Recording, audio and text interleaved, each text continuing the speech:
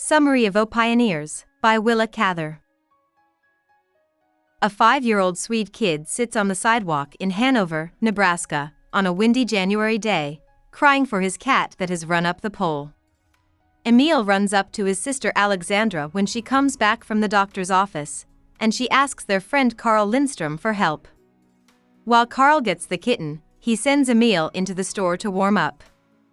Alexandra goes in after him and finds Emil playing with Marie Tversky, a pretty little bohemian girl from Omaha.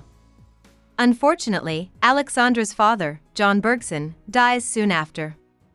He leaves the farm to her, knowing that she knows it better than her brothers, Lou and Oscar.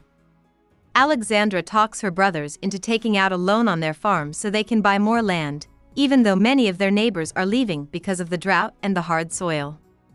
A family from Carl Lindstrom's neighborhood is moving to the city. It turns out that Alexandra was right about the land, and 16 years after John Bergson's death, the family farm is doing very well. Lou, Oscar, Alexandra, and herself have each taken some of the land. Alexandra's farm is the most impressive of the three. Emil went to college with her, and now he's back to help her with the farm. Alexandra has also taken in a guy named Ivar, who most people think is crazy, but she knows that he can help her with taking care of animals. Marie Tversky also married Frank Shibata, and the Shibata family now lives on the old Lindstrom farm. After going to see the plains, Carl shows up while Lou and Oscar are visiting Alexandra one day. She is so happy to see him and asks him to stay for a while. Carl, on the other hand, says he has to leave soon to look for gold in Alaska. Lou and Oscar are not sure why Carl is visiting Alexandra, and they don't trust his drifting ways. Carl stays for a month, though, and Alexandra likes having him around. Emil also talks to Marie about how he feels about her at this time. Emil is angry that she won't admit anything, so he decides to put off law school for a year. He picks to stay in Mexico for a year instead.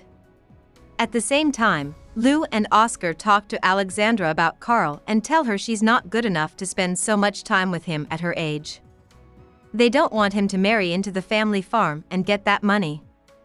Alexandra gets mad at her brothers, but Carl can't handle it and leaves the next day for the coast, leaving Alexandra by herself with neither Emil nor Carl to talk to. When Emil gets back to Hanover from his time in Mexico, Alexandra takes him to the French church to show him around. When the lights go out, Emil and Marie finally kiss. When Emil later confronts Marie, she tells him that she loves him, but she wants him to leave her alone because they can't change how they feel about each other. Emil makes up his mind to go to law school. On the other hand, Emil's best friend Amadi dies quickly of appendicitis, which shocks the whole town. Emil leaves Sunday Mass to say goodbye to Marie before going to law school. He rides off to find her napping in her garden under a white mulberry tree. And she doesn't fight him when he hugs her. Later, after a day of drinking, Frank comes home and finds Emil's mare in his stable. He then gets his gun and goes to look for his wife. He gets lost and ends up in the orchard bush, where he sees the two lovers. He aims and shoots 3 times, killing Emil and Marie out of anger. Ivar finds the bodies in the morning and quickly tells Alexandra what he found. After Alexandra gets over her shock, she decides to help Frank, who admitted to killing the people and is now in Lincoln jail serving a term. Frank has changed a lot since she last saw him in prison, but she still tells him she wants to help him. Carl comes back to Hanover after reading the news in a newspaper while Alexandra is abroad. Once she joins him there and they are no longer concerned about Lou or Oscar, the two eventually come to the conclusion that they want to get married. About the author.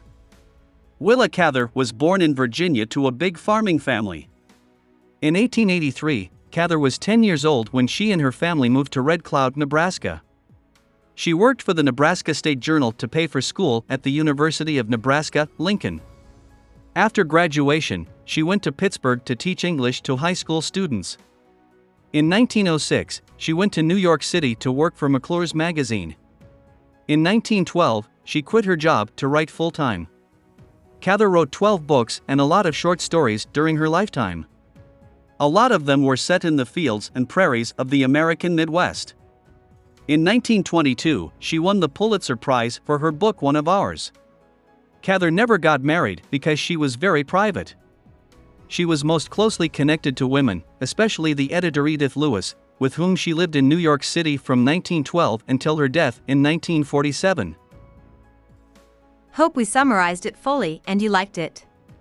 Please hit the like button and subscribe to our channel so that we are motivated to create more videos.